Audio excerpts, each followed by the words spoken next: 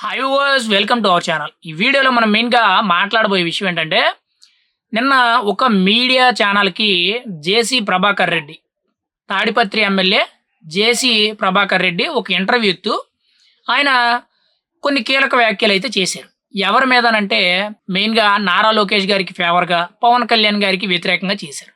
అది ఏంటి అనంటే, రాబోయే 5 ఏళ్లలో ఖచ్చితంగా నారా లోకేష్ సీఎం అవుతాడు.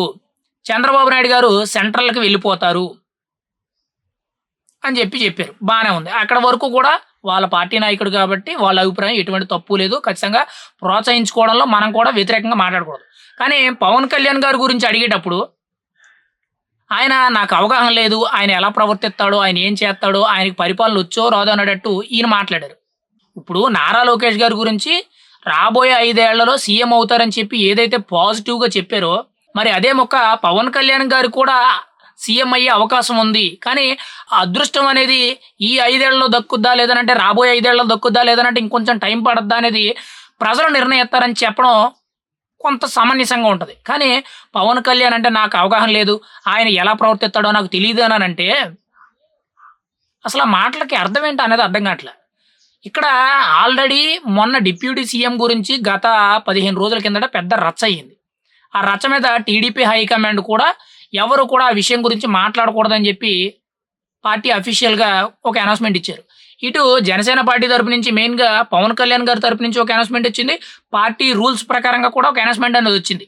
ఎవరు కూడా సోషల్ మీడియాలో పదవుల గురించి గాని, నాయకుల గురించి గాని కూటమిలో ఉన్నాం కాబట్టి ఎవరు కూడా వ్యతిరేకంగా మాట్లాడొద్దు. పార్టీ రూల్స్‌కి వ్యతిరేకంగా ఉండొద్దని చెప్పారు. మరి ఈయన ఒక ఎమ్మెల్యే అయ్యుండి, ఈయన ఒక సీనియర్ నాయకుడయ్యుండి, టీడీపీ పార్టీలో కీలక నేతల్లో ఈయన ఒకడు అయ్యుండి, ఈయన మళ్ళీ ఇలాంటి వ్యాఖ్యలు ఎలా చేస్తారని నాకు అర్థం కాదు. ఇప్పుడు నారా లోకేష్ గారిని పొగడడంలో తప్పులేదు. ఎందుకనంటే ఆయన ఫ్యూచర్‌లో టీడీపీకి ఖచ్చితంగా ఒక బలమైన నాయకుడు, బలమైన పునాది. చంద్రబాబు నాయుడు గారి తర్వాత ఖచ్చితంగా నారా లోకేష్ గారిదే ఆ పీఠం. మధ్యలో ఇంకొకరు ఎవరో వస్తారో లేదో ఏదో జరుగుద్దనేది అయితే మనం చెప్పలేం గానీ, ఖచ్చితంగా 100కి 100% టీడీపీ అనంటే టీడీపీ కేడర్ అయినా గానీ ప్రతి ఒక్కళ్ళు కూడా నారా లోకేష్ గారి మీదే ఆశలు పెట్టుకున్నారు. ఆయన్ని పొగడడంలో తప్పులేదు. ఆయన సీఎం చేయడం అనడంలో తప్పులేదు. కానీ పవన్ కళ్యాణ్ గారంటే నాకు తెలీదు, నాకు అవగాహన లేదు, ఆయన ఎలా ప్రవర్తిస్తాడో నాకు తెలీదు అన్నట్టు మాట్లాడుతున్నారు. మరి ఇవే మాటలు మీరు ఎన్నికల ముందు మాట్లాడుంటే బాగున్ను. ఈరోజు మీరు గెలిచేశారు, పదవులొచ్చేసినాయి అని చెప్పి ఏది పడితే అది మాట్లాడితే కుదరదండి. చాలా ఓపెన్‌గా చెప్తున్నాను. 164 స్థానాల్లో ప్రత్యేకించి కూడా మీ టీడీపీ తరపు నుంచి 132, 133 గెలిచారు. ఈ ఓవరాల్‌గా కూటమి గెలిచిన 164 స్థానాల్లో 87 స్థానాలు ప్రత్యేకించి కూడా కేవలం 5,000 మెజారిటీ, 10,000 మెజారిటీలో మాత్రమే గెలిచారు. గుర్తుపెట్టుకోండి. అంటే 87కి అంటే మిగిలిన 70 చిల్లర సీట్లు ఏవైతే ఉన్నాయో అవి మంచి మెజారిటీలు వచ్చినాయి. అంటే 70 చిల్లర ఎమ్మెల్యే సీట్లు ఏవైతే ఉన్నాయో మంచి మెజారిటీలు కొట్టారు. 30,000, 40,000, 50,000, 60,000, 70,000 ఈవెన్ 90,000 చిల్లర కూడా కొట్టారు.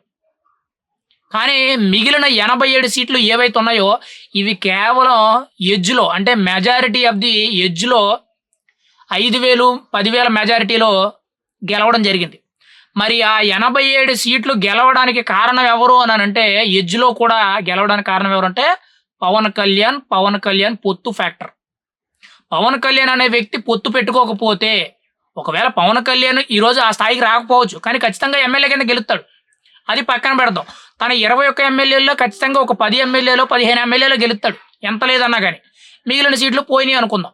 కానీ 87 ఎమ్మెల్యే స్థానాలు ఏవైతే 5,000 నుంచి 10,000 వరకు కూడా గెలిచారో ప్రతి నియోజకవర్గంలో కూడా పవన్ కళ్యాణ్‌కున్న కొద్ది శాతం ఓట్ బ్యాంక్ ఏదైతే ఉందో అంటే 30,000, 40,000 ఓట్ బ్యాంక్ ఏదైతే ఉందో ఆ ఓట్ బ్యాంక్ అనేది ఎక్కడ ప్లస్ అయింది.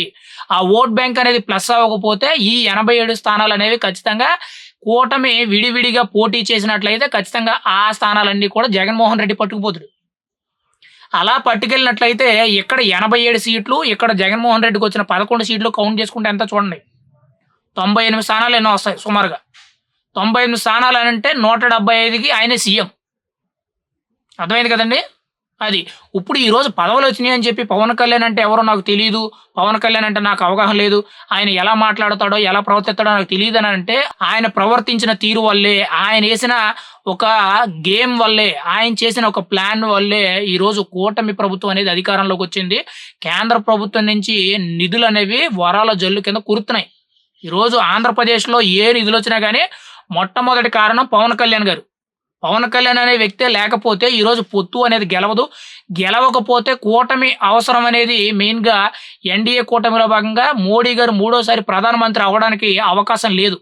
అక్కడ అవకాశం లేకపోయిందనంటే ఖచ్చితంగా మూడోసారి ప్రధానమంత్రి నరేంద్ర మోదీ గారు కాలేదు అనంటే ఖచ్చితంగా ఈరోజు మనకు నిధులొచ్చేవా? అభివృద్ధి జరిగేదా? దీనంతటికి కూడా మూల కారణం ఎవరండి? పవన్ కళ్యాణ్ గారు. మీరు నారా లోకేష్ గారిని పొగిడారని చెప్పి మేము మాట్లాడడంలా. పవన్ కళ్యాణ్ గారిని తక్కువ చేయొద్దు. ఒకవేళ మీకు మాట్లాడడం ఇష్టం లేకపోతే దాన్ని మీరేదో సమంజసంగా మాట్లాడాలి. లేదననంటే దాన్ని స్కిప్ చేయాలి. అంతే తప్పితే ఆయన గురించి నాకు అవగాహన లేదు. ఆయన ఎలా ప్రవర్తిస్తాడు? ఆయన రాజకీయం మనకు తెలీదు అనంటే ఆయన రాజకీయం మొదలుపెట్టాడు కాబట్టి ఈరోజు మీకు పదవులు దక్కినియి. జేసీ ప్రభాకర్ రెడ్డి గారు సీనియర్ ఎమ్మెల్యే తాడిపత్రి. పైగా ఆయన ఇలాంటి మాటలు మాట్లాడడం అనేది చాలా వరకు కూడా కరెక్ట్ కాదు. ఏది ఏమైనా కానీ కూటమిలో ఎవరున్నా కానీ ఇటు టీడీపీ గాని, జనసేన గాని, బీజేపీ గాని నేను గొప్ప, నేను గొప్ప, నేను గొప్ప అని ఎవ్వరూ కూడా చంకలు గుద్దుకోవద్దు. మీకు పదవులు వచ్చినాయి అనంటే పవన్ కళ్యాణ్ పొత్తు పెట్టుకోవడం వల్లొచ్చింది. ఆ పొత్తు అనేది ఈరోజు గెలిపించడం జరిగింది. చంద్రబాబు నాయుడు గారిని మళ్ళీ సీఎం కుర్చీలో కూర్చోబెట్టడం, మోడీ గారిని మూడోసారి ప్రధానమంత్రిని చేయడం, రాష్ట్రాన్ని అభివృద్ధి పథంలో నడిపించడానికి పవన్ కళ్యాణ్ తాను తగ్గి రాష్ట్ర ప్రజలందరినీ కూడా నెగ్గించుకొనొచ్చి ఈరోజు రాష్ట్రాన్ని అభివృద్ధి చేస్తున్నాడు. అది ఒక్కటి మాత్రం మీరు మర్చిపోవద్దు. అది మర్చిపోయినట్లు మీ ఇష్టానుసారంగా మీరు ప్రవర్తించినట్లయితే 2029లో పొత్తు అనేది లేకుండా వెళ్ళినట్లయితే ఇంకా మీరు జీవితంలో ఇంకా గెలవరు. ఆ అవకాశం కూడా లేదు. మీకు ఎగ్జాంపుల్‌గా ఎక్కడో అవసరంలా 2014కి, 2019కి, 2024 ఎన్నికల రిజల్ట్స్ అనేవి కలిసి పోటీ చేసినప్పుడు, విడిగా పోటీ చేసినప్పుడు, మళ్ళీ కలిసి పోటీ చేసినప్పుడు ఎటువంటి పరిణామాలు, ఎటువంటి మెజారిటీలొచ్చినాయి అనేది మీరు ఒక్కసారి గుర్తుపెట్టుకోవాలి. మీరు అనొచ్చు పవన్ కళ్యాణ్‌కి ఏముంది? పవన్ కళ్యాణ్ ఓట్ బ్యాంక్ అని. పవన్ కళ్యాణ్‌కి ఉండే ఓట్ బ్యాంక్ ఏదైతే ఉందో అది కింగ్‌ని డిసైడ్ చేస్తది. అంటే ఒక రాజుని ఆ స్థానంలో కూర్చోబెట్టడానికి పవన్ కళ్యాణ్ దగ్గర ఒక బ్రహ్మాస్త్రం లాంటి ఓట్ బ్యాంక్ అయితే ఉంది. అది కొద్ది పర్సెంటే కావచ్చు. కానీ మిగతా పార్టీలకి ఎక్కడా కూడా ఓట్ బ్యాంక్ అనేది పెరుగుద్దని చెప్పలేం. తగ్గుద్ది, కొంచెం పెరుగుద్ది. అంతే తప్పితే వన్ సైడ్‌గా పవన్ కళ్యాణ్ గారికి ఓట్ బ్యాంక్ పెరిగేటట్టయితే ఎక్కడ ఏ పార్టీకి జరగదు. ఈవెన్ టీడీపీకి, బీజేపీకి, కాంగ్రెస్‌కి, వైఎస్ఆర్‌సీపీ ఏ పార్టీ అయినా గాని. పవన్ కళ్యాణ్ గారికి ఏంటంటే రోజు రోజుకి కూడా ఓట్ బ్యాంక్ అనేది పెరుగుద్ది. ఎందుకనంటే ఆయన స్టాండ్ అనేది అలా ఉంటది. ఆయన విధి విధానాలే కానీ, ఆయన రాజకీయం గాని, ఆయన మాట విధానం అలా ఉంటది. ఇక్కడ అది మీరు గుర్తుపెట్టుకోవాలి. ఈరోజు మీరు ఏరు దాటేసాం తెప్పతో మనకు అవసరం లేదు అనుకోవడం అయితే పొరపాటు. కూటమిలో ఉన్న ప్రతి ఒక్కరు కూడా అందరూ సమానమే. 10 మంది చేతులు కలిస్తేనే ఈరోజు కూటమి అయ్యింది. ఆ కూటమి వల్ల ఈరోజు ఆంధ్రప్రదేశ్ అభివృద్ధి చెందుతుంది అనే నేపథ్యంలో ప్రతి ఒక్కరు కూడా ఆలోచించాలి తప్పితే పవన్ కళ్యాణ్‌ని ఏదో గడ్డి పరక తీసి పడేసినట్టు పడేస్తే ఖచ్చితంగా ఆయన తగ్గుతారేమో కానీ, ఆయన అభిమానులు ఎవరైతే ఉన్నారో వాళ్ళు మాత్రం ఎక్కడ దెబ్బ కొట్టాలంటే అక్కడ కొడతారు. అందులో ఎటువంటి సందేహం అయితే లేదు. నేను చాలా క్లియర్ కట్‌గా చెప్తున్నాను. కూటమి ప్రభుత్వం 3 పార్టీలది. 3 పార్టీలు కూడా సమానం. దానికి మొదటగా పూనుకున్నది పవన్ కళ్యాణ్ గారు కాబట్టి ఆయనకి ఇవ్వాల్సిన మర్యాద అనేది ఖచ్చితంగా ఇవ్వవలసిన అవసరం అయితే ఉంది. అందులో ఎటువంటి సందేహం అయితే లేదు.